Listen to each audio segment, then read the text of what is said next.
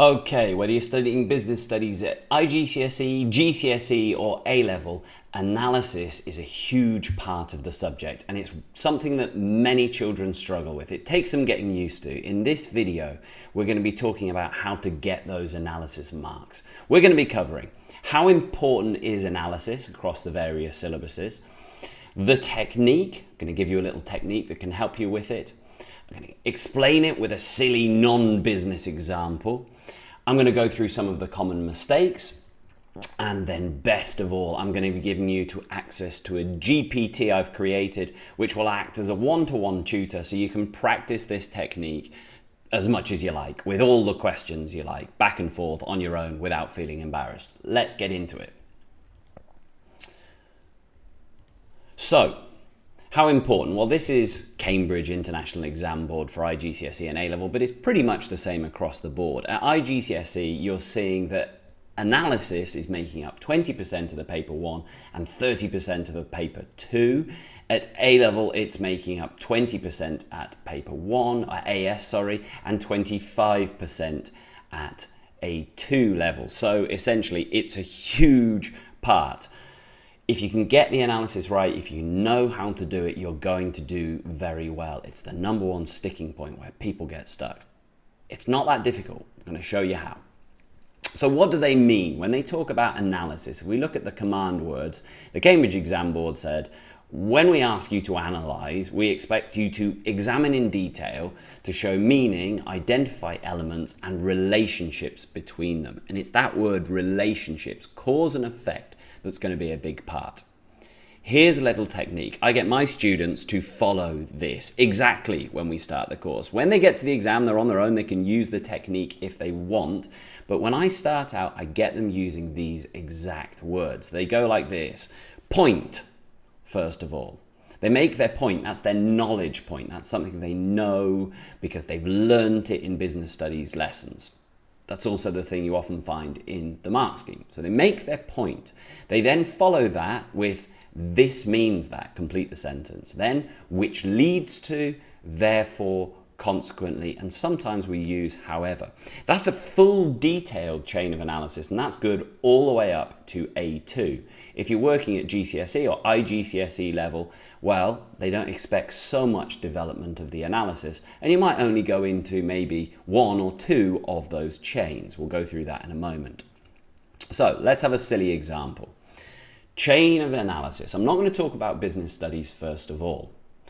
If we look at this one, if someone said, what's a disadvantage of waking up late? Well, you could say a disadvantage of waking up late is that I will miss the bus. That is knowledge. That's a fact. We can't change that.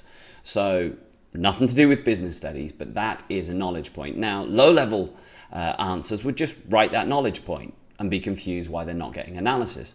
But I want you to think about the words, so what? Imagine you got a really annoying person in front of you, or a GPT, as I'll show you later, that always says, so what? What's the consequence of that? What does that mean? So, put it back into that technique I've given you. This means that I will have to take a taxi to school. I've shown what the consequences are of missing the bus. That is now developing a little bit of analysis, but that's only really low level because it's only said what. I can still after that say, and? So what? Well, which leads me to spending my pocket money. Okay, well that's the next cause and effect. If I have to take a taxi, I'll have to spend because my parents won't pay for it, perhaps we could have said, my pocket money. So, that's probably good enough at GCSE level, but as we go up into AS and A2, they're going to want more development, and we'll say, no, really, well, so what? Develop that. Well, therefore, the consequence of that, the cause and the effect, therefore, I can't afford to go to the cinema at the weekend. Pretty much we're getting the example, but at A level, A2 level, really want to spell this out. So, what does it mean? Well, consequently, I will not be able to watch my favorite film with my friends, which I will not like. So that's a full chain of analysis. We didn't just put one little statement and say, well, work out what that means yourself. We've really taken it through. That's what they're expecting. Okay, Common mistakes. So let's go to the business questions. When you're writing this in your exam answers, what are the sorts of things that students commonly do wrong? Firstly, they list. This is the most common one of them all, and the examiners and the exam board hate lists. So this would be something like this. A disadvantage of waking up late is that I will miss the bus. I will miss breakfast. I won't say bye to mum. And I will miss the morning TV show. Yeah, they are all maybe true things, but that is 4 knowledge points, 4 things, and shows no relationship, no cause and effect. That's 4 things, and they would hate that. They would say there's no analysis there. They'd maybe give you 1 mark for knowledge. You might say, hey, well, I've given 4 knowledge things. Doesn't work like that. Most of the time they'll give you 1 mark for knowledge and say there is no analysis. So that is terrible. We don't do that. We need to make sure we give 1 and choose your point carefully, because you're really going to have to develop it and explain it. So that's a first common mistake. Second, the illogical chain, I call it. The illogical. That you're not getting the cause and the effect. A disadvantage of waking up late is that I will miss the bus. This means I will be tired. What? Lots of people write it. Again, it's quite obvious in this simple example talking about the bus, but in business terms, it's easy to give an illogical. It's not the consequence. Being tired isn't the consequence of missing the bus. The consequence doesn't connect with the cause, so wrong again. We need to make sure that the consequence links with that cause. Third, I talk about the broken chain. Okay, if we go back to the example that I did earlier, a disadvantage of waking up late is that I will miss the bus. Therefore, I cannot go to the cinema at the weekend. If you remember back, I did say that, but I had to have a couple of points in between that made sense there. Because although that might be the consequently I will not be able to watch my favourite film with my friends and I will not like it. Well, you said that was true. Yes, I did. But this doesn't make sense because it's a big jump from this first, waking up late, therefore I cannot go to the cinema. The reader is going, well, how did we get there? The chain is broken. I can't follow the logic. So we had to be walked through. So again, that would be wrong. It wouldn't make any sense. Right, so let's move on to a real example and show you how this GPT can help you out and help you practice. I've got this question on the slide. It's actually from an AS question, but similar questions like this happen at AS and they also happen at GCSE. So we're not going to worry too much about it. I just want to show you how we can do a full chain of analysis. If you're looking at GCSE, you'd have similar questions like this, but they would be shorter and you wouldn't need so much depth. So, this question, analyze 2 benefits to a business of low labour turnover. Now, my general piece of advice before we get into the GPT is that when you get a question like this, we can see this question from the AS, it's a paper 1 question, and therefore it doesn't have any source material. It doesn't come with a backstory. If it has a backstory, if it said analyze 2 benefits to JFC, which was a company, then you would have to really read and think and stop and pause and understand that business. But this question is a generic. But my advice is don't leave it as generic. It's really difficult to make it real and think through a problem when it's a generic. A business doesn't mean anything to us. And as business studies students, we should be thinking like real businesses. So the first thing I would do in this generic question, I would check, is it related to a case study? No, it isn't. Therefore, I'm going to think about it myself. I'm going to stop and I'm going to pause. 2 benefits to a business of low labour turnover. Well, what business do I want to think about? I'm going to think about, let's say, a restaurant, and I'm going to picture it. I'm going to stop and pause. I'm going to picture it's a fairly small family restaurant. I'm going to picture it where it doesn't tell me anywhere, but the example I'm going to choose is allowing me to think carefully about the problem. Okay, so I'm going to remember on those. Just to show you the mark scheme for this one. Ooh, gone too fast. If we go back, we can see that this AS question is looking for an introduction, but that's for another video, and then 2 big paragraphs, analysis points. 2 knowledge points need to be made.